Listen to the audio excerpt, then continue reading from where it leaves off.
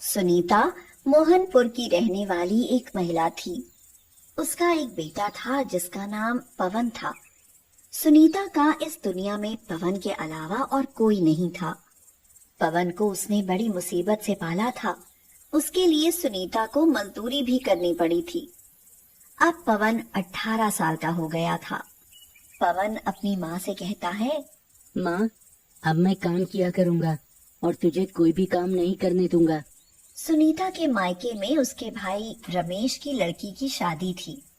लक्ष्मी, बात सुनो। देखो, एक समस्या हो गई है। क्या हो गया है? सब कुछ तो इंतजाम हो गया है, अब भी कोई समस्या बाकी रह गई है क्या? नहीं, वो बात नहीं है। असल में हमारे यहाँ बर्तन धोने के लिए जिस मेहरी को हमने कहा था ना, वो कोरोना की वजह से नहीं आएगी। उसने मना कर दिया है। तो अब हम क्या करेंगे? एक तरकीब है, क्यों ना हम सुनीता जीजी को बुला लें? क्या बकवास कर रही हो? इतने मेहमानों के बीच में हमारी बेइज्जती नहीं होगी क्या? वो इतनी गरीब है, उन्हें अपना रिश्तेदार बताते हुए भी हमें शर्म आती है। अरे, थोड़ा चालाकी से काम लेंगे। हम सबको यह बताएंगे ही क्यों कि ये हमारी दीदी है।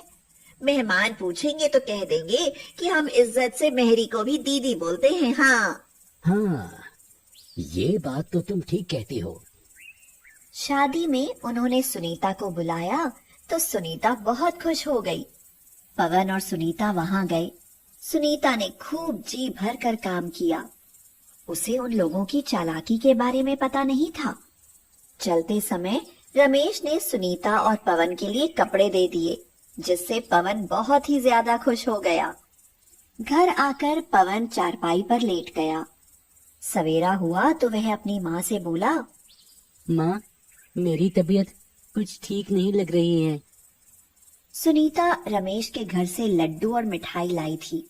वह लेकर पवन के पास गई और बोली, बेटा उठो, ये लड्डू खा लो। तुमने तो कल से कुछ खाया भी नहीं है। नहीं माँ, मुझे बिल्कुल भूख नहीं है। बहुत ज्यादा सिर दर्द हो रहा है। मुझे खांसी भी आ रही है माँ, और मेरी सांस रुक रही है। मुझे ऐसा लग रहा है जैसे जैसे मेरा दम घुट रहा है माँ। आओ माँ, तुम मेरे पास बैठ जाओ माँ। सुनीता अपने बेटे की ऐसी हालत देखकर रोने लगी और भगवान से प्रार्थना करने लगी, भगवान, मेरे बेटे को ठीक कर दो। इसके सिवा मेरा इस दुनिया में है भी कौन? इसे कुछ हो गया तो मैं तो जीते जी मर जाऊंगी। पवन की हालत खराब होती जा रही थी। सुनीता पवन को जगा रही थी। उठो बेटा, उठो, आंखें खोलो। ये तुम्हें क्या होता जा रहा है? हे भगवान, मैं किससे मदद मांगू? उसने अपने मन ही मन में कहा, अभी मैं अपने मायके गई थी तो मैंने वहां जी तोड़कर काम किया था। तो क्या वे लोग मेरी मदद नहीं करेंगे? रमेश भैया को फोन करती हूँ। हाँ, हेलो भैया, पवन की बहुत तबीयत खराब हो गई है, यहाँ चले आओ। उसे अस्पताल में भर्ती करवा दो भैया। तुम्हारे भैया इस समय खाली नहीं है, शादी ब्याह का घर था, 20 काम है, हम लोग अभी नहीं आ सकते। वह पड़ोस में रहने वाले बिरजू के पास गई। वह ई रिक्शा चलाता था। सुनीता उससे गिड़गिड़ा कर बोली, भैया, पवन की तबीयत बहुत खराब है, उसे अस्पताल में चलकर भर्ती करवा दो। तुम्हारे रिक्शे के पैसे मैं लौट कर दे दूंगी, चाहे घर ही क्यों न बेचना पड़े, और थोड़ी दवा के लिए भी रुपए उधार दे दो भैया। बिरजू पसीज गया और उसने अपना ई रिक्शा निकाला। उसने पवन को उठाया और ई रिक्शा में उसको लिटा दिया। सुनीता ने उसे अपनी गोद में सहारा देकर संभाल लिया था। बिरजू बहुत जल्दी रिक्शा लेकर अस्पताल पहुंचा। सुनीता दौड़ती हुई डॉक्टर के पास गई और बोली, डॉक्टर साहब, जल्दी से मेरे बेटे को देख लीजिए। उसकी तबीयत बहुत खराब है। हाँ, देखिए, इसकी हालत बहुत खराब है। इसके लिए फौरन ऑक्सीजन का इंतजाम करो। ऑक्सीजन? वह कहाँ मिलेगी? सिलेंडर मंगवाना होगा तुम्हें। उसके लिए 25,000 रुपए अभी जमा करने होंगे। उसने बिरजू की ओर देखा। बहन, मेरे पास भी 1,000 रुपए ही थे जो मैं ले आया था। अब सुनीता बहुत जोर जोर से रोने लगी। वह बिरजू से बोली, भैया जल्दी से रिक्शा लेकर जाओ और सरपंच जी से कहो कि वे मेरा घर ले ले और 25,000 रुपए तुरंत मेरे बेटे के लिए दे दे। जल्दी जाओ भैया। बिरजू रिक्शा लेकर ताबड़तोड़ दौड़ता हुआ सरपंच के यहाँ पहुँचा और उसको पूरी बात बताई। सरपंच ने 25,000 रुपए दे दिए। बिरजू फिर से रिक्शा लेकर वापस अस्पताल में आया और रुपए जमा करके सिलेंडर लेकर आया।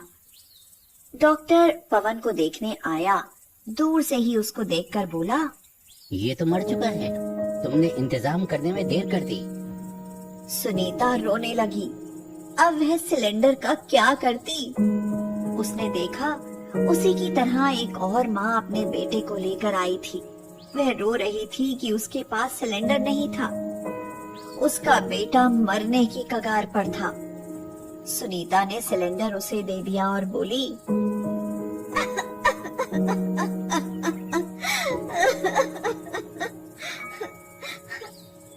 बहन, ये सिलेंडर तुम अपने बेटे को दे दो। ये मेरे किसी काम का नहीं रहा।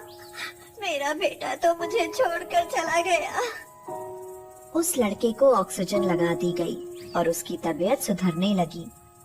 इस तरह सुनीता अपने बेटे को तो नहीं बचा पाई, पर उसने दूसरे के बेटे को बचा लिया। सुनीता मृत पवन को लेकर रिक्शे में बैठी। बिरजू रिक्शे में पवन को लेकर गांव में आया।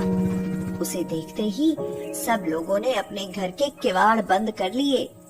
गांव के सब लोग कहने लगे, इसे यहाँ से ले जाओ, शमशान में ले जाओ, नहीं तो यहाँ सबको कोरोना हो जाएगा। हाँ, ले जाओ इसे। भैया बिरजू, यहाँ लोगों की इंसानियत नहीं रह गई है। चलो शमशान की तरफ रिक्शे को ले चलो। बिरजू शमशान में रिक्शे को ले गया। अभी दोपहर ही हुई थी। वहाँ चारों तरफ पीपल और बरगद के पेड़ थे। पीपल के पेड़ के नीचे पवन को लिटाकर बिरजू भी चला गया। सुनीता बोली, हे भगवान, अब तो मुझे भी उठा ले। मेरा भी अब कोई नहीं है। ये मेरे सच्चे दिल की पुकार है। उठा ले मुझे भगवान, उठा ले। ऐसा कहते कहते सुनीता बेहोश होकर वहीं गिर गई। शाम हो चुकी थी। सुनीता को होश आया। वह चौंक कर उठ बैठी। उसने जो देखा उससे उसकी आंखें आश्चर्य से फैली रह गईं। वह जोर से चिल्लाई, हे भगवान, ये मैं क्या देख रही हूँ? मेरे बेटे की सांसें चल रही हैं। उसने देखा पास ही एक महात्मा खड़े हुए थे और मुस्कुरा रहे थे। बेटी, मैं कोरोना से बीमार लोगों के लिए ये दवाइयाँ देता हूँ। तुम बेहोश पड़ी थी तो मैंने देखा कि तुम्हारे बेटे की नब्ज चल रही थी। शायद डॉक्टरों ने इसे हाथ लगाकर नहीं देखा था। ओह, क्या क्या ये सच है? मैं सपना तो नहीं देख रही। महात्मा मुस्कुराते हुए बोले, आसपास के सभी पेड़ों की भरपूर ऑक्सीजन इसे मिली है। मैंने इसे थोड़े होश में देखकर ये दवा भी पिलाई है। इसका चमत्कारिक असर हुआ है। थोड़ी ही देर में पवन ने आंखें खोल दी और वो उठकर बैठ गया। महात्मा पवन को उसके घर लेकर आए। वे उसे रोज दवा और काढ़ा देते रहे। पवन बिल्कुल ठीक हो गया। उसके बाद सरपंच सुनीता के पास आया और बोला, सुनीता बहन, कोरोना के समय तुमने इंसानियत की मिसाल कायम की है। मैंने 25,000 रुपए तुम्हारे मकान गिरवी रखकर तुम्हें दिए थे और तुमने वो 25,000 रुपए का सिलेंडर जैसे दिया, वो मेरा भांजा था। तुमने उसकी जान बचाई है। मैं तुम्हारा तरसदार हूँ। आज कोरोना के समय हमें ऐसे ही लोगों की जरूरत है जैसे तुम और ये महात्मा जी। मैं तुम्हारे रुपए माफ करता हूँ और इसके साथ ही तुम्हारे बेटे पवन को भी अपने यहाँ नौकरी देता हूँ। इस तरह से सुनीता ने अपनी हिम्मत से कोरोना वायरस को मात दी और अपने बेटे को बचा लिया। तराई में टनकपुर से 20 किलोमीटर दूर एक गांव रंगापुरम है। यह मैदानी और पहाड़ी का मिला जुला इलाका है। वहां सरोज और विजय कुमार नाम के दंपत्ति रहते थे। वे बहुत गरीब थे। उनकी शादी के कई साल बीत गए थे, पर उन्हें संतान नहीं हुई। फिर 15 वर्षों के बाद उनके यहाँ एक बेटे का जन्म हुआ तो वे बहुत खुश हुए। लेकिन बहुत गरीब होने के कारण वे अपनी खुशी भी जाहिर नहीं कर सकते थे। सरोज, मेरे मन में आता है कि मैं पूरे गांव की दावत करूं। मेरे मन में इतनी खुशी है, लेकिन क्या करूं? हमारे पास पैसा नहीं है। कोई बात नहीं, ये सही सलामत रहे तो खुशी और दावत तो होती ही रहेगी। गांव में सब ने उनका निरादर किया। उनके यहाँ बेटे का जन्म हुआ, फिर भी वह कुछ खर्च नहीं कर पाए। बालक रुद्र धीरे धीरे बड़ा होने लगा। उसका सरकारी स्कूल में दाखिला करवा दिया गया। वह पढ़ने में बहुत तेज था। लेकिन विजय कुमार बीमार हो गए और एक दिन उनकी मृत्यु हो गई। सरोज बहुत दुखी हुई। हे भगवान, अब मैं क्या करूं? कोई गुजर बसर के लिए रास्ता नहीं दिखाई देता है। कैसे अपने बेटे को पालूं? मैं तो पढ़ी लिखी भी नहीं हूँ। सिवाय मजदूरी के मेरे पास और कोई रास्ता भी नहीं है। सरोज गांव वालों के यहाँ मजदूरी करने लगी और इसके कारण वह अपने बेटे का ध्यान भी नहीं रख पाती थी। रुद्र जब पढ़ने जाता तो शाम को रखा हुआ बासी खाना खाकर चला जाता। कभी कभी उसको वह भी नहीं मिलता था। सब लोग उसको नीची निगाह से देखते थे। एक दिन उसके गांव से फौजी लोगों का काफिला निकला। सब उन्हें सल्यूट कर रहे थे। इससे रुद्र बहुत प्रभावित हुआ। वह अपने दोस्त से बोला, मुझे नहीं पता था कि फौजी लोगों की इतनी इज्जत होती है। अब तो मैं भी आर्मी में ही जाऊंगा। यह सुनकर उसके दोस्त ने उसकी हंसी उड़ाई और बोला, ये मुंह और मसूर की दाल, अपनी औकात देखिए। जा, तू तलैया में मुंह धोकर आ। तू कैसे आर्मी में जा सकता है? इस बात को रुद्र ने अपनी जिद बना ली। 10वीं क्लास में जब उसने जिले में टॉप किया तो वो रिजल्ट लेकर अपनी माँ के पास आया और बोला, माँ देखो मेरा रिजल्ट, मैं जिले में टॉप पोजीशन पर आया हूँ। सरोज की तो आंखों में खुशी के आंसू भर आए। माँ, मैं आर्मी में जाऊंगा, मैंने फैसला कर लिया है। बेटा, मैं अकेली रह जाऊंगी, फिर मेरा कौन सहारा बनेगा? माँ, जैसे तू मेरी माँ है, वैसे ही भारत माता भी हम सब की माँ है। मैं तो किसी काम का नहीं था, लेकिन तूने मुझे इस लायक बना दिया है कि मैं पूरे देश की सेवा करूं और सब मेरा सम्मान करें। मैं तुझे कभी दुखी नहीं होने दूंगा। अब वह अभी से आर्मी की तैयारी करने लगा, लेकिन उसके सामने अभी भी परेशानियां थीं। उसने उदास होकर अपनी माँ से बोला, माँ, मेरे पास जूते नहीं हैं। मैं रोज दौड़ने जाता हूँ तो मेरे पैरों में चोट लग जाती है, कंकड़ चुभ जाते हैं। यह बात सुनकर सरोज की आंखों में आंसू आ गए और वह बोली, बेटा, मेरी किस्मत ही ऐसी है कि मैं पूरी मेहनत करती हूँ, तब भी तेरी जरूरतें पूरी नहीं कर पाती। रुद्र को दौड़ने के लिए जूते भी नहीं मिल पाए। वह नंगे पैरों ही दौड़कर अभ्यास करता था। उसके साथी उसका मजाक उड़ाते और आपस में कहते, अभी देख, ये तो पागल हो गया है, अपने आप को जाने कितना 30 मार खान समझता है। 12वीं पास करने के बाद भर्ती आई तो उसने भी अपना फॉर्म भर दिया। उसका रिटन टेस्ट हुआ जिसमें वह पास हो गया। दौड़ में तो उसने बहुत अच्छे नंबर हासिल किए और वह आर्मी में सिलेक्ट हो गया। जिस दिन उसे यह खबर मिली, वह मिठाई का डिब्बा लेकर आया और खुशी के मारे अपनी माँ से बोला, माँ, आज मैंने जिंदगी की बहुत बड़ी परीक्षा पास कर ली। मेरा सिलेक्शन हो गया है। यह खबर पूरे गांव में फैल गई। अब तो पूरे गांव के लोग उसे बधाई देने आने लगे। सरोज बोली, तूने आज माहौल बदल दिया। यही लोग हमें पूछते नहीं थे, आज हमें बधाई देने आते हैं। हाँ माँ, तू सच कहती है। थोड़े दिनों के बाद रुद्र अपनी ट्रेनिंग पर चला गया। वहां से उसे जब छुट्टी मिली तब वो अपने घर आया। रात को घर में सोते समय अचानक आधी रात को उसकी नींद खुली। बड़ी भयानक आवाजें आ रही थी। वह उठा और सरोज को झकझोर कर बोला, माँ उठो, सुनो, ये आवाज कैसी आ रही है? सरोज हड़बड़ा कर उठी और बोली, अरे मुझे तो लगता है जैसे तूफान आ रहा है। रुद्र ने खिड़की खोली तो वह चौंक उठा। अरे माँ देखो तो, भयानक तूफान आ रहा है। ऐसा लगता है कि जैसे बादल फटा है। फिर पूरी रात मूसलाधार बारिश हुई और जब सवेरा हुआ तो भयानक नजारा था।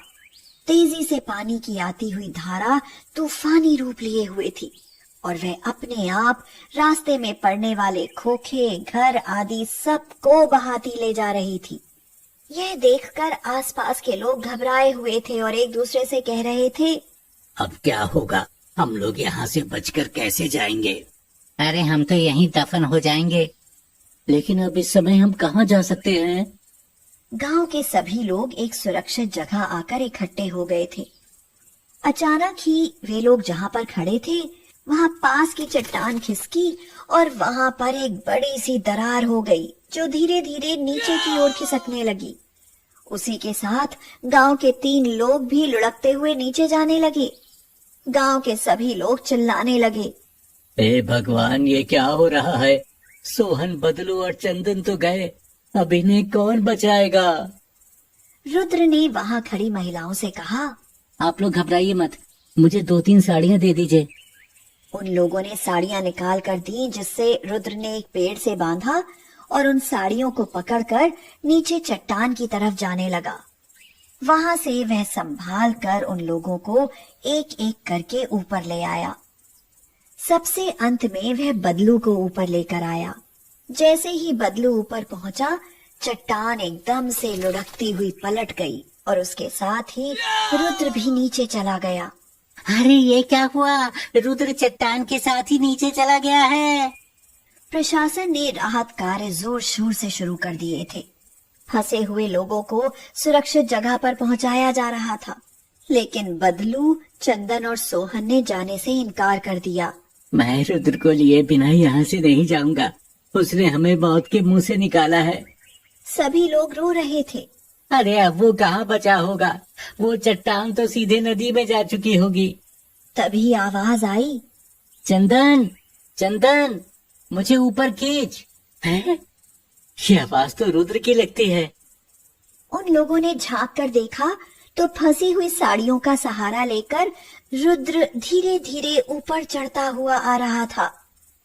चट्टान तेजी से लुढ़कती जा रही थी। तभी मुझे एक पेड़ और झाड़ी का सहारा मिल गया। मैंने उसे पकड़ लिया। पहले तो मुझे कुछ समझ में नहीं आया, फिर मैंने देखा कि मैं बच गया, तो मैं धीरे धीरे ऊपर आ गया।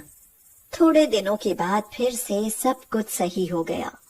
पूरा गांव अब रुद्र को सिर आंखों पर बिठाए हुए था और चारों तरफ उसके साहसिक कार्य की धूम मच गई थी। अनिल एक 12 साल का लड़का है जो अपनी माँ से बेहद प्यार करता है। उसकी सुबह, उसकी शाम सिर्फ अपने माँ के नाम से ही होती है। उसकी माँ विमला भी उसे बेहद प्यार करती है। विमला घर चलाने के साथ साथ अपने परिवार का पेट पालने के लिए दूसरों के घरों में भी काम करती है।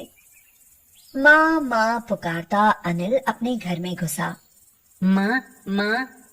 हाँ बेटा, मैं इधर हूँ रसोई में। वाह माँ, कितनी अच्छी खुशबू आ रही है। क्या बना रही हो? तेरी मनपसंद खीर पूरी। जल्दी जा, हाथ मुंह धो ले और आजा। अनिल भागकर हाथ मुंह धोआता है और खाने को बैठ जाता है। तभी विमला का पति वहां आ जाता है। विमला के पति का नाम संतोष है। संतोष एक अड़ियल किस्म का आदमी है। वो सब्जियां बेचा करता है, पर अपनी पूरी कमाई जुए और शराब में उड़ा देता है। यहाँ तक कि विमला के कमाए पैसे भी वो उससे छीन कर अपने बेकार के कामों में खराब कर देता है। घर आते ही संतोष गुस्से में आवाज लगाता है।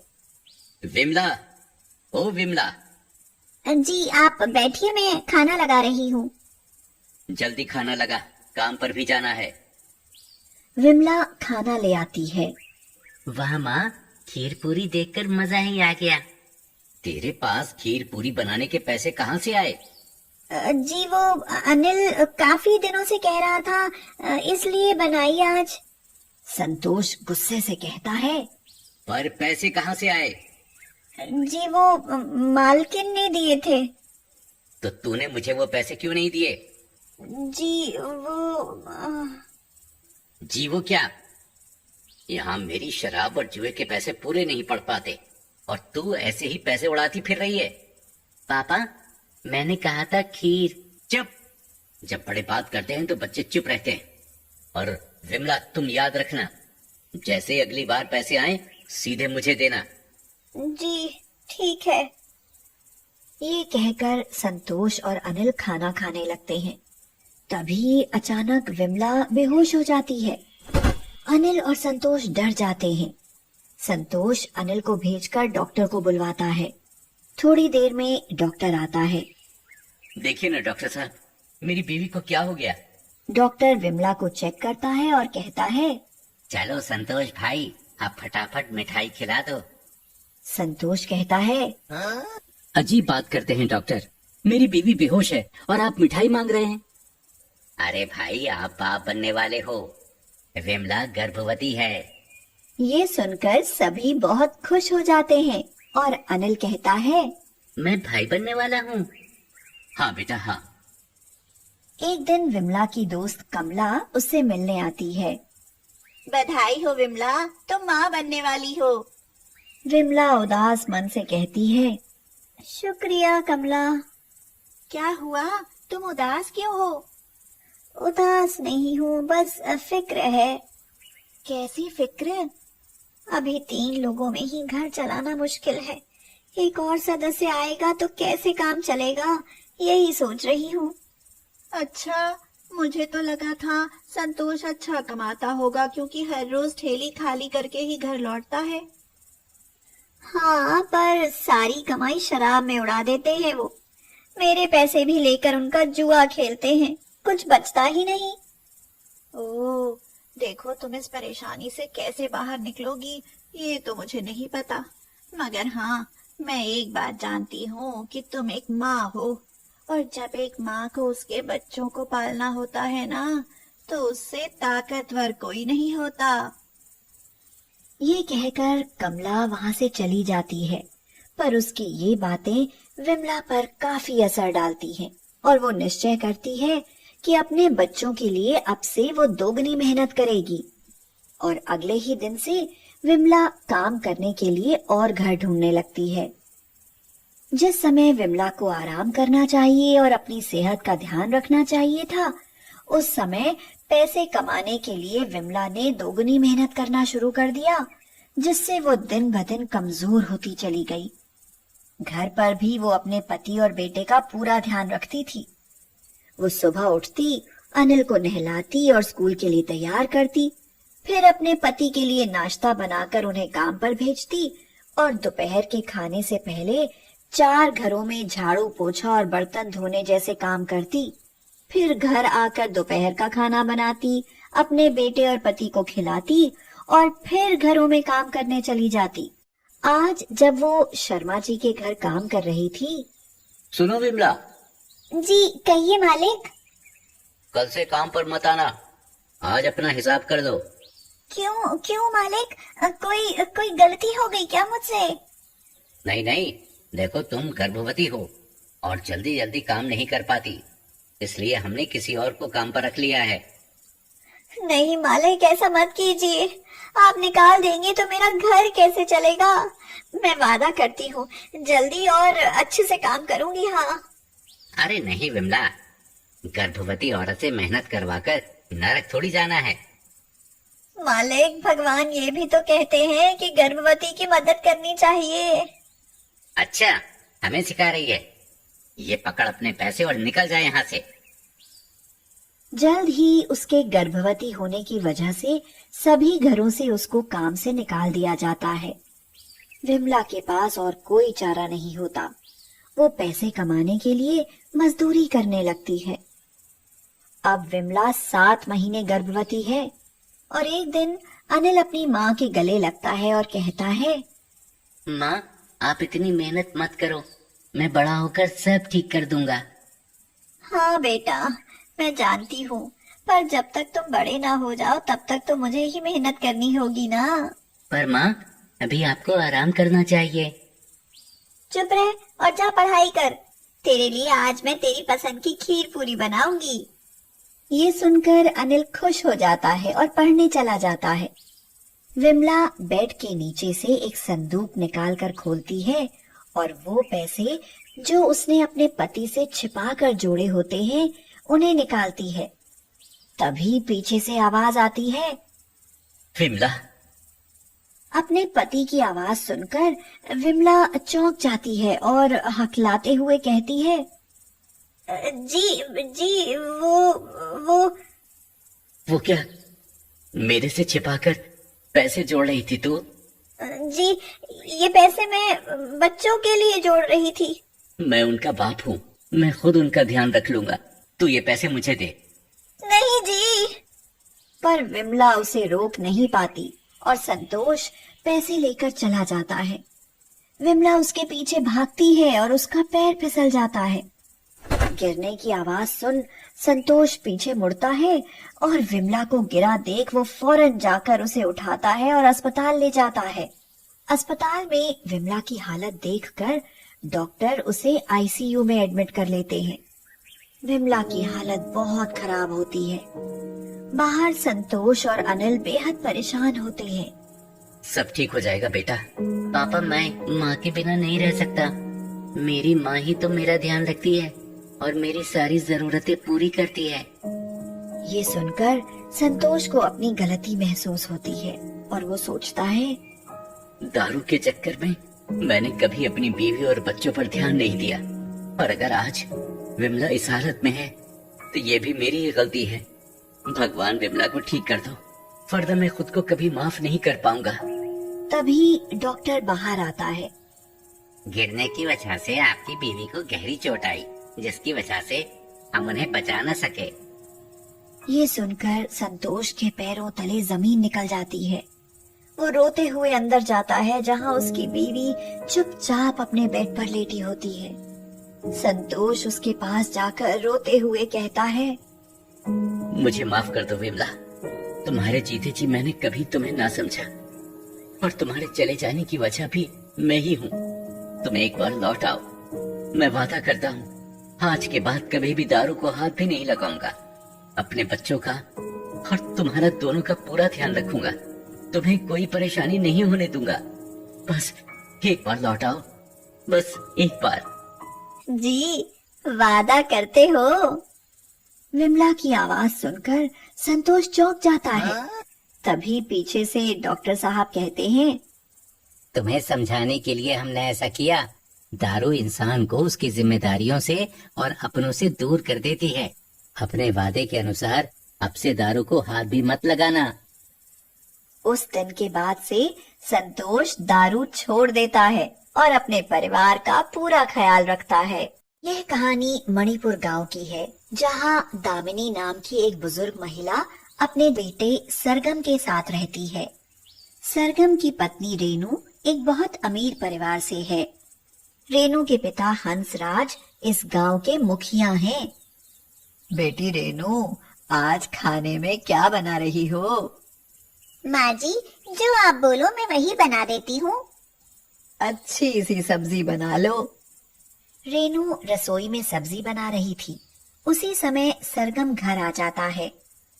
अरे बेटा सरगम, क्या बात है, आज ऑफिस से बहुत जल्दी आ गए? माँ, मुझे एक बहुत बड़ी फैक्ट्री में मैनेजर की नौकरी मिल रही है, जिसके लिए मुझे 2 लाख रुपए चाहिए। ये तो बहुत खुशी की बात है बेटा। हाँ माँ, लेकिन दिक्कत ये है कि इतने सारे रुपए मैं लाऊं कहाँ से? हम ठहरे गरीब, हमारे पास इतना पैसा कहाँ से आएगा? मेरे बाबूजी से पूछकर मैं पैसे का इंतजाम कर दूंगी। नहीं बहू, बेटे सरगम, तुम्हारे पिता के पास इस घर के अलावा और कुछ नहीं था। उनके जाने के बाद मेरे पास ये उनकी आखिरी संपत्ति है जो उन्होंने मेरे नाम कर रखी थी। मैं कहती हूँ ये घर गिरवी रखकर तुम 2 लाख रुपए ले लो। जब पैसे आ जाएं तो घर छुड़वा लेना। नहीं माँ, ये तो बाबूजी की आखिरी निशानी है, मैं इसे कैसे बेच सकता हूँ? अरे बेटा, पैसे आएंगे तो वापस ले लेंगे ये घर। दामिनी के लाख मनाने पर सरगम घर गिरवी रखने के लिए तैयार हो जाता है। पैसों का इंतजाम होते ही सरगम को मैनेजर की जॉब मिल जाती है। यूं ही कुछ अरसा बीत जाता है। सरगम का बेटा अरुण अब 10 साल का हो गया था। एक दिन अरे बेटा सरगम, अब तो तुम्हारी जॉब भी अच्छी चल रही है और तुम्हारे पास पैसे भी बहुत आ गए हैं। अब 2 लाख रुपए देकर अपने ये घर के कागज वापस ले आओ। जी माँ।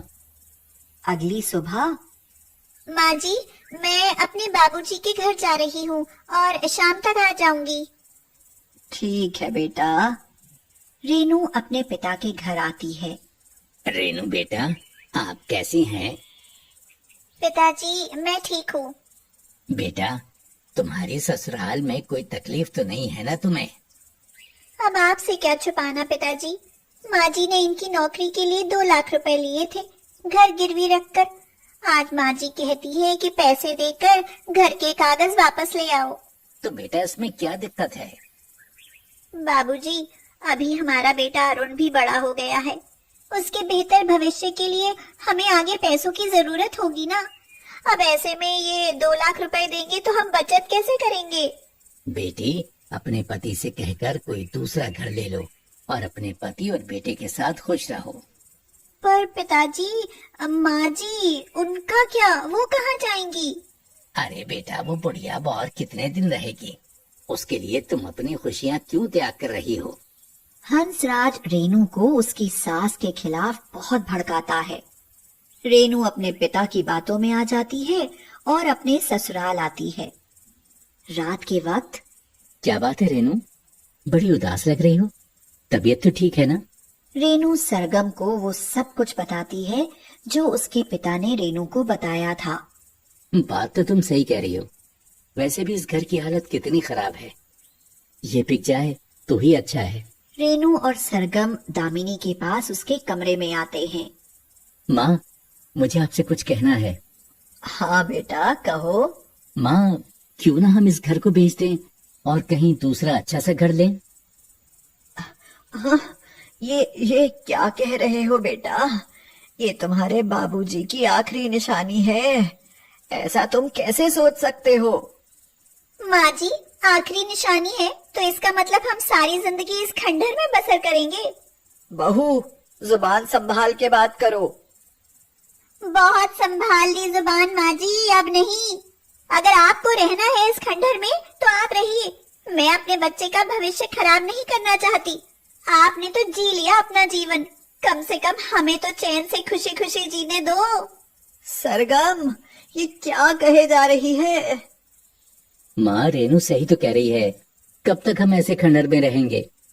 सरगम, अगर तुम्हें यहाँ से जाना है तो तुम जा सकते हो। मैं अपने जीते जी अपने पति की अमानत को ऐसे बर्बाद नहीं होने दूंगी। हाँ ठीक है माँ, आप यहीं रुको, हम अभी जा रहे हैं। यह सुनकर दामिनी की आंखों से आंसू छलक पड़े। सरगम, रेनू और अरुण इस घर को हमेशा के लिए छोड़ देते हैं। ये कैसी लीला है तेरी भगवान। आज मेरी औलाद ने मुझे ये किस मोड़ पे लाकर खड़ा कर दिया। क्या इसी दिन के लिए इसे पाला पोसा था? इधर सरगम अपने नए घर में अपनी पत्नी और बेटे के साथ खुशहाल जिंदगी गुजार रहा था और दूसरी तरफ दामिनी अपने बूढ़े शरीर के साथ अकेले अपनी जिंदगी की आखिरी सांस का इंतजार कर रही थी। हे भगवान, अब मैं क्या करूं?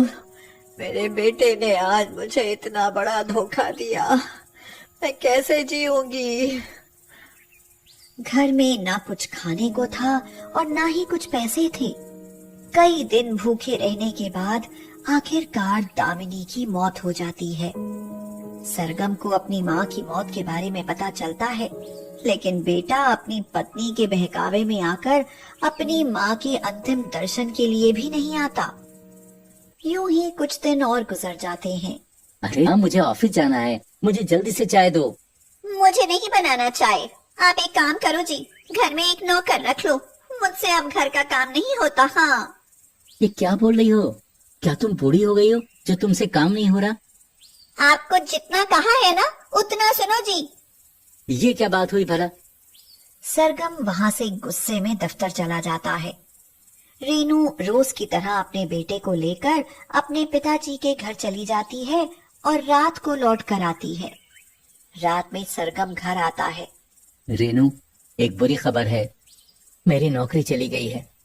पता नहीं मैंने कुछ किया नहीं और उन्होंने झूठे चोरी के आरोप में मुझे नौकरी से निकाल दिया। क्या कहा? नौकरी से निकाल दिया? हाँ रेनू, हम बर्बाद हो गए। ये सब क्या हो गया? रेनू, एक गिलास पानी देना। अब आप अपने हाथों से पानी भी नहीं पी सकते क्या?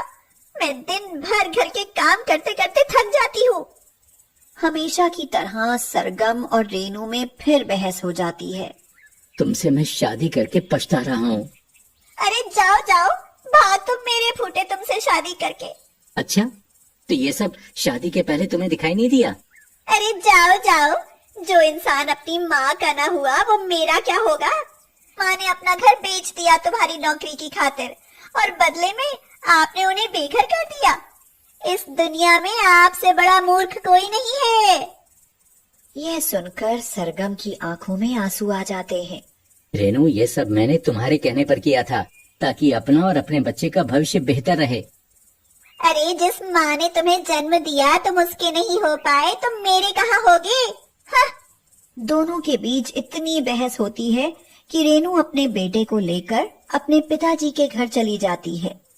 सरगम हंसराज के पास आता है और सारी बात हंसराज से कहता है। देखो, बेटी ने जो कहा वो बिल्कुल सही है। तुम जैसे फितरत परत इंसान के साथ मैं अपनी बेटी को एक पल नहीं रखूंगा। वो सरगम को वहां से निकाल देता है। सरगम रास्ते में चलते चलते रोने लगता है। मेरे साथ ये क्या हो गया? मैंने जिस लड़की के लिए अपनी माँ को इतना दुख दिया, आज उसने मेरे साथ ऐसा सलूक किया। काश मैं रेनू के बहकावे में ना आता तो आज मेरी माँ मेरे साथ होती। मैंने अपनी माँ के साथ बहुत गलत किया। मैं ही अपनी माँ की मौत के लिए जिम्मेदार हूँ। कल तक मेरे पास पैसे थे, नौकरी थी, तो रेनू मेरे साथ थी। आज मेरे पास ये सब नहीं है तो रेनू ने मेरा साथ छोड़ दिया।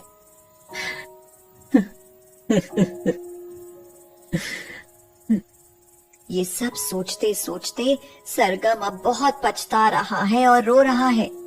उसे अब इस बात का एहसास हो गया था कि जिंदगी में माँ बाप से बढ़कर प्यार करने वाला कोई नहीं होता। रमन के कॉलेज की पढ़ाई पूरी हो चुकी थी। अब वह नौकरी की तलाश में रहता था। उसकी माँ सविता और पिता हरीश ने उसे बड़े नाजों से पाला था। उसके पिता का देहांत हो चुका था, इसलिए घर की जिम्मेदारियां उसी पर आ गईं। एक दिन रमन की भी एक अच्छी कंपनी में नौकरी लग गई। रमन तो अपनी माँ की आंखों का तारा है। उसकी माँ अभी भी उसका ख्याल ऐसे रखती थी जैसे वो कोई छोटा बच्चा हो।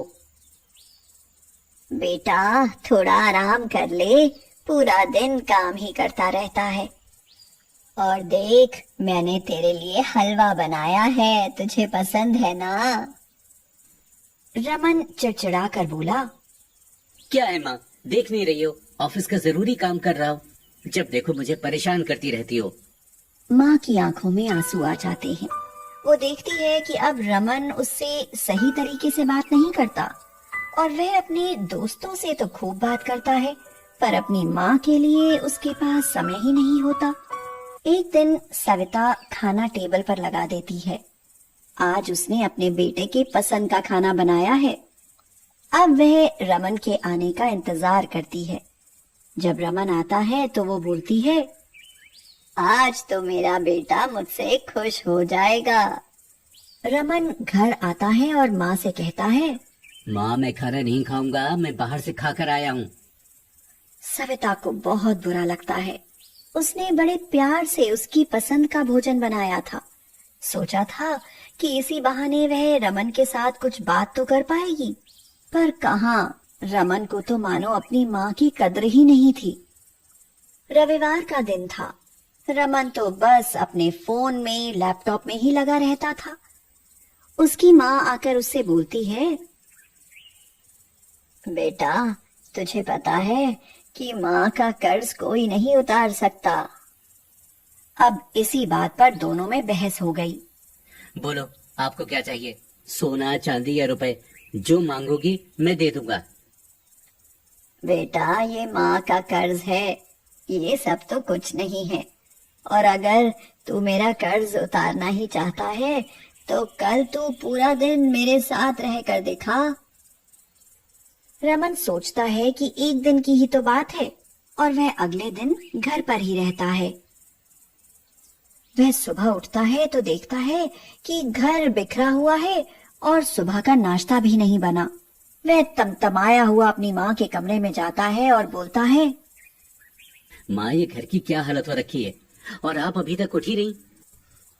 बेटा आज मेरी तबीयत ठीक नहीं है, आज तुझे ही सब करना होगा। अब रमन क्या बोलता, उसे कल की बात याद थी, तो वो सारा काम करके जैसे ही बैठता है तो आवाज आती है, बेटा बहुत भूख लगी है, कुछ खिला पिला दे। अच्छा माँ, अभी आपके लिए खाना लाता हूँ। रमन जैसे तैसे करके पहली बार खाना बनाता है और बोलता है, ओफो कितनी गर्मी है यार। अब वह अपनी माँ के लिए खाना ले जाता है। उसकी माँ थोड़ा खाती है और बाकी खाना ऐसे ही गिरा देती है। अब रमन को सब फिर से साफ करना होता है।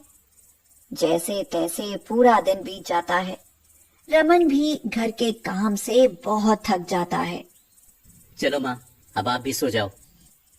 बेटा आज तो तू मेरे साथ ही सोएगा, कल की बात तुझे याद है ना? ठीक है माँ। रमन तो थका हुआ था, बिस्तर पर पड़ते ही सो जाता है। उतने में उसकी माँ बोलती है, बेटा जरा एक गिलास पानी देना। क्या माँ, सोने भी नहीं दोगी क्या? वो एक गिलास पानी लेकर आता है। ये लो माँ। उसकी माँ थोड़ा सा ही पानी पीती है। रमन की नींद टूट जाने के कारण उसे काफी देर तक नींद नहीं आती। फिर 2 घंटे बाद वो सो जाता है। अभी उसे नींद आई ही थी कि उसकी माँ फिर बोल पड़ती है, बेटा मुझे पानी दे दो। रमन की नींद फिर से टूट जाती है। क्या माँ, अभी तो पिया था आपने, अब फिर से प्यास लग गई। वह फिर से एक गिलास पानी लाता है और माँ को दे देता है। सविता थोड़ा पानी पीती है और बाकी पानी अपने बेटे के बिस्तर में गिरा देती है। ओफो, ये क्या कर दिया माँ आपने, मेरा बिस्तर गीला कर दिया। अरे गलती हो गई बेटा, बूढ़ी हो चुकी हूं ना, चल तू अब सो जा। रमन को अब गीले बिस्तर पर सोना पड़ता है। कुछ देर बाद उसे नींद आ जाती है। फिर से उसकी माँ बोलती है, बेटा एक गिलास पानी देना। रमन फिर से एक गिलास पानी उसे देता है। सविता थोड़ा पानी पीती है और बाकी पानी अपने बेटे के बिस्तर पर गिरा देती है। अब तो मानो रमन का सब्र टूट गया। वह बहुत गुस्सा हो जाता है और अपनी माँ को बहुत भला बुरा सुनाता है। माँ तुम पागल हो गई हो क्या? तुमने मेरी जगह पर पहले भी पानी बिखेर दिया और दोबारा फिर से गीला कर दिया। अरे बार बार मेरा बिस्तर क्यों गीला कर रही हो? बेटे की बातें सुनने के बाद माँ बोली, बूढ़ी हो गई हूं ना बेटा, अतः गलती से गिर गया, कोई बात नहीं, एक रात की ही तो बात है, तू सो जा, अभी थोड़ी देर में सूख जाएगा। जैसे तैसे बेटा फिर गीले बिस्तर पर लेट गया, लेकिन बिस्तर के गीला होने के कारण से काफी देर तक नींद नहीं आई उसे। लेकिन 1 घंटे बाद फिर से उसकी आंखें नींद से भारी होने लगी और तभी माँ ने उसे फिर से उठा दिया और कहा, बेटा पानी। माँ ने अभी इतना कहा ही था कि वो झल्ला उठा और बोला, भाड़ में जाए तुम्हारा कर्जा, मैं जा रहा हूँ कमरे में सोने। इतना सुनते ही माँ ने बेटे से कहा, बेटे तुम तो मेरा कर्जा उतारने चले थे। तुम एक ही दिन मेरे साथ सोए और मैंने सिर्फ 2 बार तुम्हारा बिस्तर गीला कर दिया तो तुम भाग रहे हो यहाँ से। तुमने तो 4 साल तक मेरा बिस्तर गीला किया। मैंने तो तुम्हारा बिस्तर साफ पानी से ही गीला किया था, लेकिन जब तुम छोटे थे तो तुम तो रोजाना ही मेरा बिस्तर अपने पेशाब और मल से गीला कर देते थे और मैं खुद गीले पर लेटती थी और तुम्हें सूखे बिस्तर पर लेटाती थी। मैं तो सारी रात तुम्हारी गंदगी में सोती थी, लेकिन फिर भी मेरा प्यार कभी भी तुम्हारे लिए कम नहीं हुआ। मैंने तो तुमसे सिर्फ 2 बार पानी मांगा और तुम्हें इतना गुस्सा आया, पर जब तुम छोटे थे तो तुम कभी रात में पानी तो कभी दूध मांगते थे और मैं हर बार मुस्कुरा कर अपने हाथों से तुम्हें पिलाती थी। जब तुम रात को बीमार होते थे तो पूरी रात तुम्हें अपने सीने से लगाकर आंगन में घूमती थी ताकि तुम सो जाओ। और आज तुम निकले हो माँ का कर्ज चुकाने। बेटा, 1 जन्म तो क्या 7 जन्मों में भी माँ का कर्ज नहीं उतारा जा सकता।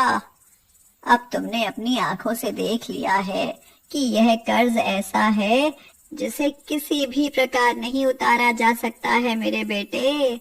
हाँ, इसका एहसास तुम्हें वाकई में तब होगा जब तुम खुद माँ या पिता बनोगे।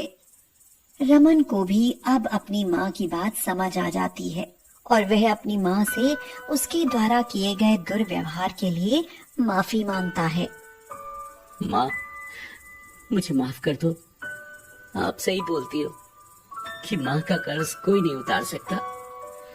आज एक रात में ही मैं परेशान हो गया और आपने तो न जाने कितनी रातें गीले बिस्तर पर सोकर काटी हैं। मुझे माफ कर दो माँ। उस दिन से रमन अब अपनी माँ की हर बात मानने लगा और दोस्तों से ज्यादा अपनी माँ के साथ समय बिताने लगा।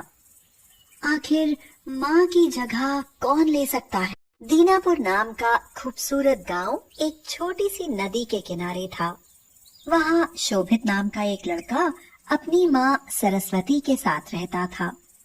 जब वह छोटा था तभी उसके पिता की मृत्यु हो गई थी। आजा बेटा, नाश्ता कर ले और फिर स्कूल जा। देर हो रही है, मुझे भी कुछ करना है। ऐसे नहीं माँ, मैं ऐसे नहीं खाऊंगा। मुझे ये रूखी रोटी अच्छी नहीं लगती। मैं तो दूध के साथ खाऊंगा। मुझे दूध भी चाहिए। बेटा, वह हमारे यहाँ नहीं है। अच्छा रुक, अभी पड़ोस में बंसी के यहाँ जाकर देखती हूँ, उसके यहाँ दूध होता है। वह पड़ोस के बंशीधर के यहाँ जाती है और कहती है, भैया बंसी, मेरे शोभित को दूध के बिना खाना अच्छा नहीं लगता है। मुझे 1 गिलास दूध रोज दे दिया करो। इसके बदले में तुम्हें हमारा काम भी करना होगा। मुन्ने की माँ बीमार रहती है और हम बर्तन धोने के लिए एक भाई की तलाश कर रहे हैं। तो ऐसा करो, तुम दोपहर को मेरे बर्तन धो दिया करना और उसके बदले में मैं तुम्हें दूध और कुछ रुपए भी दूंगा। ठीक है भैया। इसी तरह गांव में सबका एक दूसरे से कनेक्शन जुड़ा होता है। नगद रुपयों के बजाय सामान और काम करके भी काम चलाया जा सकता है। सरस्वती दिन भर मजदूरी करती और जब मजदूरी नहीं मिलती तो गांव में ही जिस किसी का काम मिलता तो कर लेती। शोभित को वह अच्छे अच्छे कपड़े पहनाती, अच्छा खाना खिलाती और स्कूल में पढ़ाती थी। तुम कितनी कमजोर हो गई हो माँ। जब मैं बड़ा हो जाऊंगा तब मैं तुम्हें कुछ भी काम नहीं करने दूंगा। मेरा राजा बेटा नौकरी करके रुपए लाएगा और मैं रानी की तरह बैठकर राज करूंगी। अच्छा माँ, मुझे एक अच्छी सी कहानी सुनाओ। फिर वह उसको अच्छी अच्छी कहानियां सुनाती थी। शोभित आराम से सो जाता था। किसी किसी दिन ऐसा होता कि खाने के लिए कुछ भी नहीं होता तो सरस्वती खाना नहीं खाती और बस शोभित को ही खिला देती। माँ, आओ मेरे साथ खाना खाओ। बेटा मेरे पेट में दर्द हो रहा है, मैं खाऊंगी ना तो बीमार हो जाऊंगी। शायद बदहजमी हो गई है, खाने से तो और भी तकलीफ बढ़ जाएगी। वह पानी लेने के लिए जाती है। शोभित अपने लिए दाल परोसने के लिए भगोने का ढक्कन खोलता है तो चौंक पड़ता है। अरे, ये तो बिल्कुल खाली है। अब समझा, माँ के लिए कुछ रह ही नहीं गया है। जो कुछ था उसने मुझे खिला दिया और अपने लिए बहाना बना रही है ताकि मुझे पता न चले और मैं आराम से खा लूं। उसकी आंखों में आंसू भर आते हैं। इन मुसीबतों के साथ शोभित बड़ा होता जाता है। उसकी शहर में नौकरी लग जाती है और वह अधिकारी बनता है। उसके बाद उसकी शादी हो जाती है। सरस्वती भी शहर में आकर कुछ दिन रहती है। बहू सीमा उसका जीना हराम कर देती है। उस पर बहुत उल्टा सीधा आरोप लगाकर शोभित के कान भरती रहती है। मैं माँ जी को कितना समझाती रहती हूँ कि अच्छे कपड़े पहना करो, थोड़ा अच्छा रख रखाव रखा करो। आखिर आप एक अधिकारी हैं, आपसे मिलने वाले लोग आते हैं तो इन्हें देखकर कहते हैं कि आपने एक नौकरानी रखी हुई है। ये हमारी जानबूझकर बदनामी कराती है। हाँ, तुम ठीक कह रही हो। हमारा स्टैंडर्ड है और ये उसको गिराने में लगी हुई हैं। इससे तो अच्छा है कि ये गांव में जाकर रहें। माँ, आप गांव में रहो, मैं आपका खर्चा भेज दिया करूँगा। बेटा अगर मेरे रहने से तुम्हारी बदनामी होती है तो मैं गांव में रह लूंगी। मैं तुम्हारा खर्चा लेकर क्या करूंगी? जब तक मेरे हाथ पैर चलते हैं मैं कमा लिया करूंगी। सरस्वती चली जाती है। अचानक एक दिन शोभित बीमार होता है। वह अपना चेकअप कराता है तो उसके पैरों के नीचे से जमीन खिसक जाती है। सीमा, मेरे दोनों गुर्दे खराब हैं। अब मेरी जिंदगी का अंत समय आ गया है। डॉक्टर ने कहा है अगर तुरंत गुर्दा नहीं बदला गया तो मेरी मौत भी हो सकती है। वह पूरी कोशिश करता है। रिश्तेदार, दोस्त, परिचित सबसे कहता है, लेकिन उसे गुर्दा कहीं नहीं मिलता, ना ही कोई दान करता मिलता है। अचानक एक दिन एक गुमनाम दान करता उसको अपना गुर्दा दान कर देता है, जिससे उसका ऑपरेशन होता है। 15 दिन अस्पताल रहने के बाद शोभित ठीक होकर अपने घर पर आ जाता है। उसकी पत्नी सीमा उससे कहती है, देख लिया तुमने अपनी माँ का प्यार। दुनिया जहान के लोग आकर तुमको देख गए, लेकिन तुम्हारी माँ तुमको देखने तक नहीं आई। हाँ। शोभित अब अपनी माँ से बहुत नफरत करने लगा था। वह उसको कभी गांव में देखने नहीं जाता था। एक दिन गांव से उसके पड़ोसी बंशीधर का फोन आया। हेलो शोभित, तुम्हारे घर से बदबू आ रही है। मकान बंद है, यहाँ आकर देखो। शोभित जब वहां जाता है तो देखता है कि बंद मकान के भीतर उसकी माँ मरी पड़ी है। शायद उन्हें 5-6 दिन मरे हुए हो गए होंगे। वो बीमार हो गई थी। उसकी देखभाल करने वाला कोई नहीं था। वो स्वाभिमानी थी। वो किसी का एहसान नहीं लेना चाहती थी, क्योंकि उसके गांव के कुछ लोगों ने कहा था कि तुम इधर उधर मारी मारी फिरती हो, तुम्हारा जवान बेटा तुम्हारी मदद नहीं करता, जरूर तुम्ही में कोई कमी होगी। सामाजिक दबाव में माँ का क्रियाकर्म तो करना ही पड़ेगा, लेकिन मेरी इच्छा नहीं है। माँ का दाह संस्कार करके शोभित घर आता है तो पड़ोस के सभी लोग जमा होते हैं और वे शोभित को धिक्कारने लगते हैं। शोभित, हम तुम्हें ऐसा नहीं समझते थे। तुम्हारी खातिर चाची ने पूरी जिंदगी मजदूरी की और अपने शरीर का, खान पान का कभी कोई ध्यान नहीं रखा। तुम सब भूल गए। कौन इतना करता है? तुम्हारी पत्नी ने उन्हें शहर से लड़ झगड़ कर भगा दिया और कोई माँ होती तो तुमको देखने तक नहीं जाती, लेकिन उन्होंने तो अपना गुर्दा तक तुम्हें दे दिया। यह बात सुनकर शोभित को जैसे करंट लगा। क्या मुझको गुर्दा देने वाली मेरी माँ थी? तभी तो वो तुमको देखने नहीं जा सकी। उसने डॉक्टर से कह दिया था कि शोभित को मत बताना कि गुर्दा मैं दे रही हूँ, नहीं तो शायद वो बेचारा मेरी कमजोर हालत को देखते हुए गुर्दा नहीं लेगा। लेकिन मैं चाहती हूँ कि मेरा बेटा ठीक ठाक रहे। मेरा क्या है, मैं तो मरने को ही बैठी हूँ। शोभित की आंखों से आंसू बहने लगे। अब वह बहुत पछता रहा था। हे भगवान, ये मैंने कैसा अनर्थ किया। जिस माँ ने अपना सुख नहीं देखा और मेरे लिए अपनी जिंदगी कुर्बान कर दी, उस माँ को मैं अंतिम समय में अपने पास भी नहीं रख सका। उसे याद आया जब वह बचपन में अपनी माँ से कहता था कि जब वह बड़ा हो जाएगा तो उसे कमा कर खिलाएगा। तो माँ कहती थी कि उसकी नौकरी लग जाएगी तो वो रानी बनकर राज करेगी। अब शोभित बहुत पछता रहा था। वह जोर जोर से रो रहा था। माँ, मैंने तुम्हारे साथ बहुत गलत किया। अपने नालायक बेटे को माफ कर देना माँ, मुझे माफ कर देना। मैंने तो तुम्हें एक दमड़ी तक नहीं दी और तुमने फिर भी मेरे लिए जिंदगी कुर्बान कर दी। मैंने तेरे साथ दुश्मनों से बर्ताव किया माँ, मुझे माफ कर दे माँ, मुझे माफ कर दे। वह सिर पटक पटक कर रो रहा था, लेकिन अब सिवाय पछताने के क्या हो सकता था। दिल्ली की पॉश कॉलोनियों की चमकती दमकती दुनिया में, जहां गगनचुंबी और बहुमंजिला इमारतें सीना ताने आसमान से बातें करती हैं, वहीं उनके समानांतर झुग्गी बस्तियों की दुनिया में एक झुग्गी गीता की थी। यह बरसात की रात थी। गीता चौंक कर उठ बैठी। देखा तो मूसलाधार पानी बरस रहा था। गीता के माथे पर चिंता की लकीरें उभर आईं। उसने छत की ओर देखा। वह चिंता में थी। हे भगवान, यहाँ तो पानी टपक रहा है। बच्चे, रानी और रमन भीग रहे हैं। उसने उन्हें वहां से सरकाकर किनारे पर किया और टपकते पानी के नीचे बर्तन रख दिया। दिन भर की दौड़ धूप, खेल कूद की थकन से चूर सोए हुए बच्चों ने कोई भी हरकत नहीं की। वे बहुत गहरी नींद में सोए हुए थे। अपने पति मोहन लाल को गीता ने झकझोरा और बोली, अजी सुनते हो, पानी टपक रहा है, चारपाई भीग रही है। लेकिन उसने चूं तक नहीं की। इससे गीता घबरा गई। उसने मोहन लाल के माथे पर हाथ रखकर देखा।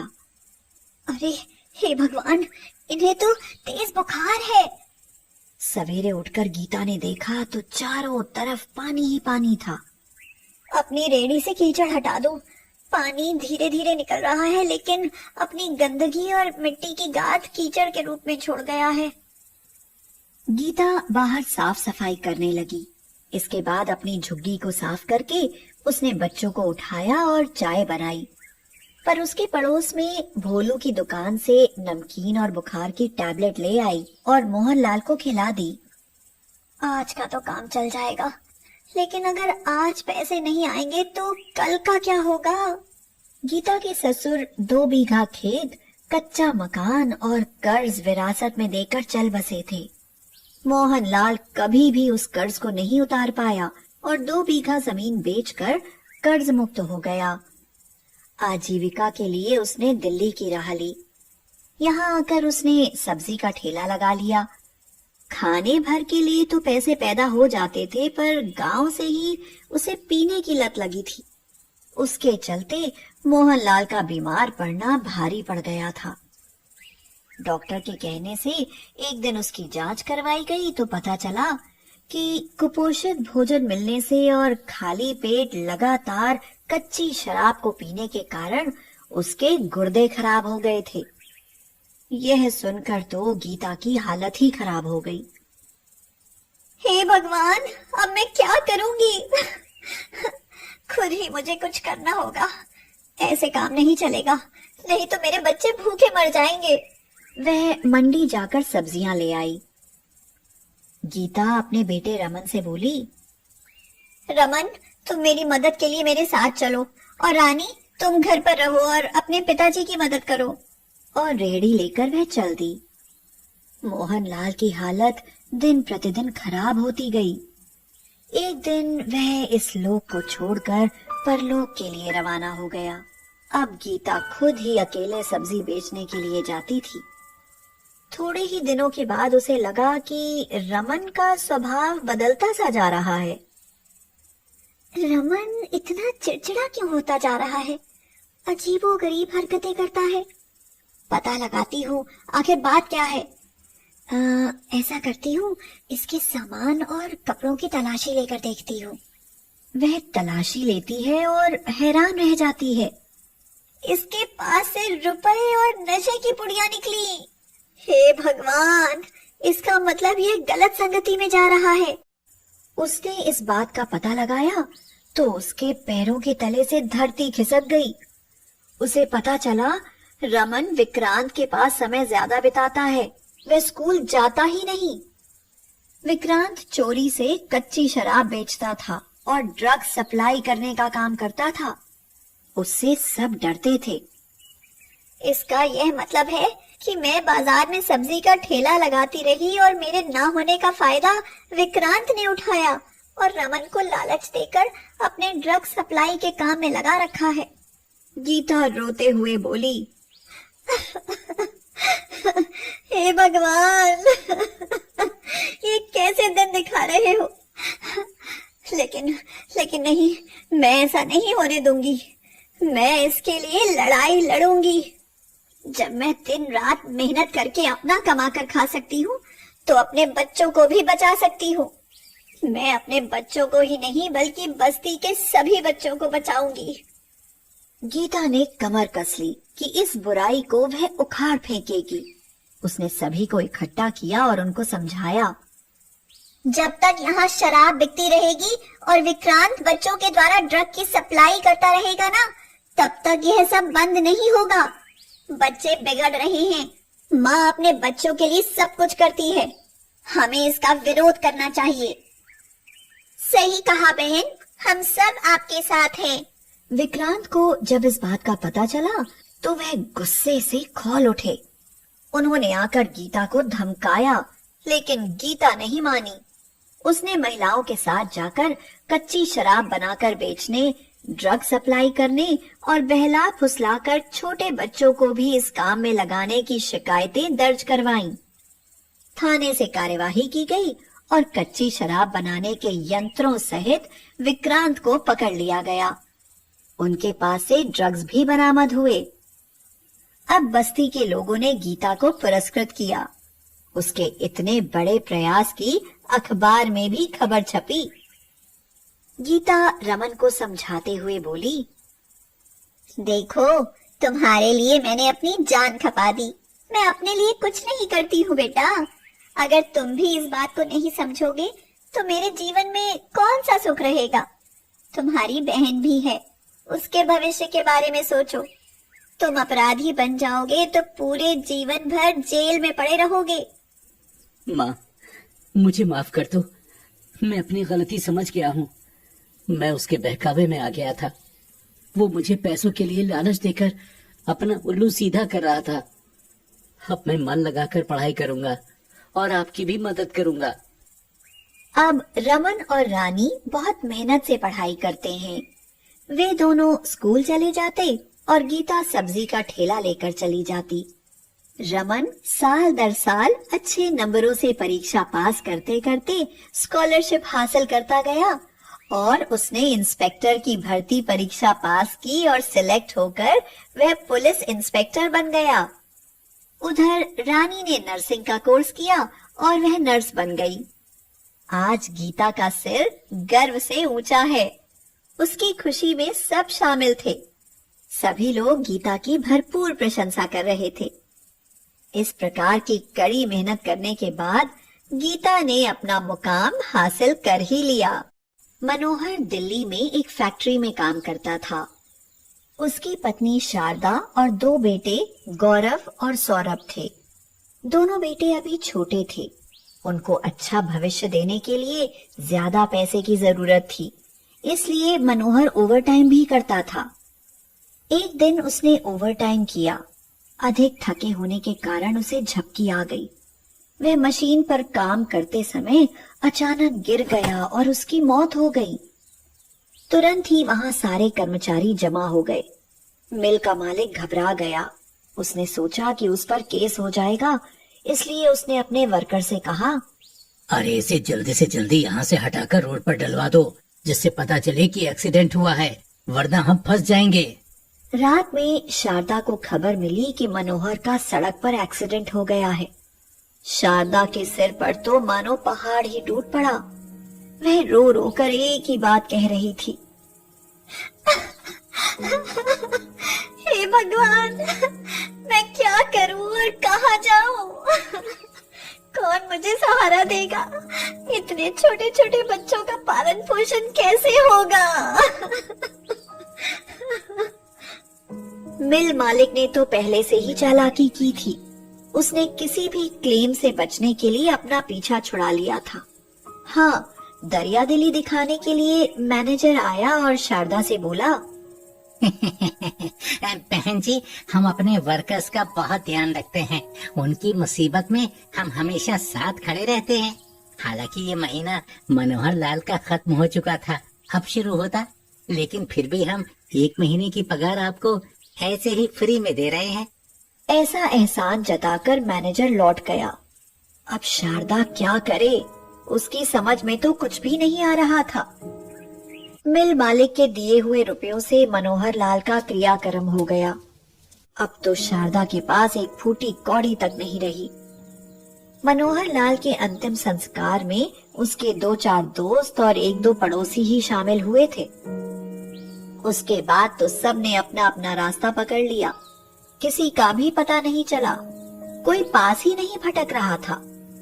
शारदा ने घर में रखे हुए राशन से 2-3 दिन का काम चलाया।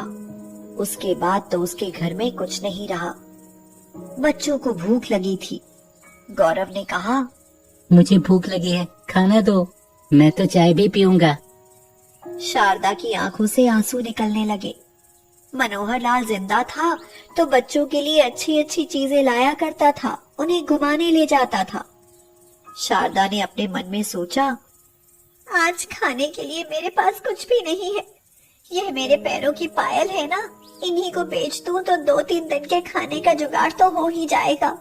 बच्चे कम से कम भूखे तो नहीं रहेंगे। यह बात उसे सही लगी। उसी दिन उसने अपनी पायल बेच दी और उससे मिले पैसों से बच्चों के लिए खाने पीने का सामान लेकर आई। तब कहीं जाकर घर में चूल्हा जला। शारदा के पड़ोस में एक गेंदा चाची रहती थी। वह बिल्कुल अकेली ही रहती थी। शारदा अपने साथ साथ उनका खाना भी बना लिया करती थी और उन्हें अपना खाना अकेले बनाने नहीं देती थी, इसलिए दोनों ही एक दूसरे के काम आते थे। गेंदा चाची शारदा के पास आई और बोली, मेरी काफी उम्र हो गई है। बच्चों ने अपने लिए ठिकाने बना लिए और दूसरी जगह रहने चले गए, लेकिन मैं अपने घर को छोड़कर नहीं गई, इसलिए अकेले ही रहती हूँ। जानती हूँ चाची।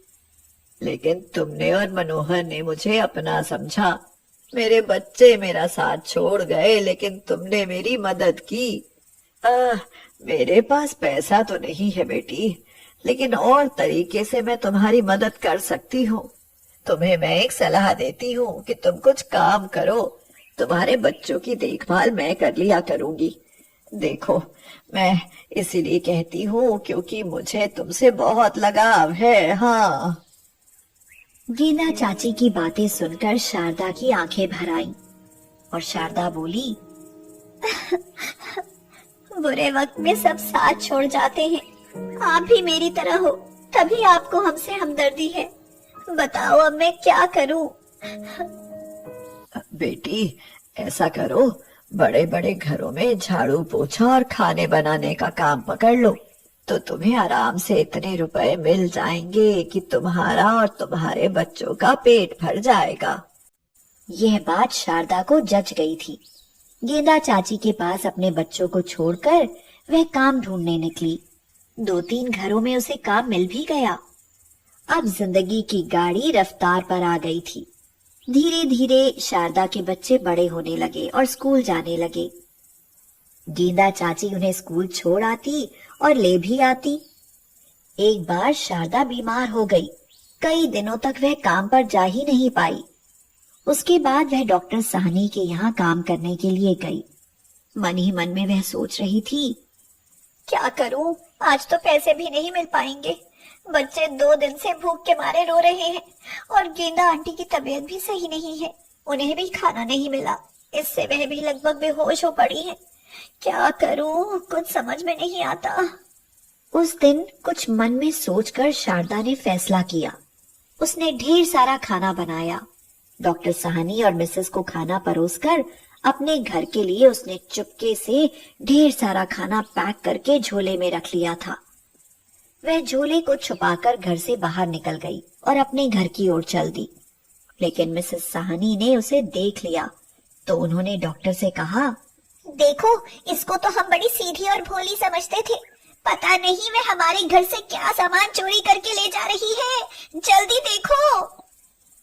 डॉक्टर साहनी ने जब यह सुना तो वह अचंभे में रह गए। तुम रुको, मैं भी देखता हूँ। डॉक्टर साहनी शारदा का पीछा करने लगे। काफी दूर चलने के बाद वह झुग्गियों की बस्ती में आ गए।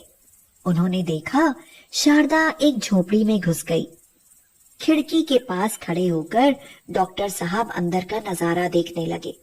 शारदा ने झोला खोला तो डॉक्टर की आंखें आश्चर्य से फैल गईं। उस झोले में से खाना निकला।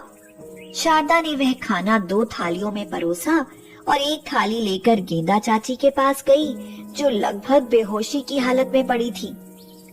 उन्हें तो शारदा ने झकझोरा और उठाया और बोली, उठो चाची, उठो, देखो मैं खाना ले आई हूँ। गेंदा चाची उठी और खाने को देखकर वह उस पर झपट पड़ी और पूरी थाली को साफ कर दिया। गेंदा चाची शारदा से बोली, जुग जुग जियो बेटी, तुमने मेरी जान बचा ली। दूसरी तरफ शारदा के बच्चे दूसरी थाली पर टूट पड़े थे। खाना खाकर अब उनकी जान में जान आई थी। अब गेंदा चाची ने शारदा से पूछा, इतना सारा खाना तुम्हें दिया किसने? शारदा रोते हुए बोली, चाची, मैंने जिंदगी में पहली बार चोरी की है। इसका मुझे बहुत पछतावा है, लेकिन मैं क्या करती, इसके सिवा तो मेरे पास कोई चारा भी नहीं था। डॉक्टर साहनी ने खिड़की से सारा नजारा देखा तो उनकी आंखों में आंसू भर आए। उन्हें खुद पर पछतावा हुआ कि उन्होंने शारदा पर शक किया। वह मन ही मन सोचने लगे, हाँ, इंसान की मजबूरी क्या क्या नहीं कराती। फिर वे झोपड़ी के अंदर गए और शारदा से कहा, बहन, माफ करना, मैं तुम्हारा पीछा कर रहा था। मैंने तुम्हें झोला ले जाते हुए देखा था। आज से तुम सब लोग हमारे साथ चलकर रहोगे, क्योंकि हमारे तो वैसे भी बच्चे नहीं हैं। मैं इन बच्चों को अच्छा जीवन दूंगा, और वैसे भी मेरे यहाँ कोई बुजुर्ग नहीं है। गेंदा चाची मेरे घर में रहेंगी तो माँ की कमी नहीं खलेगी। इस तरह से अब शारदा के जीवन में फिर से खुशियां लौट आईं।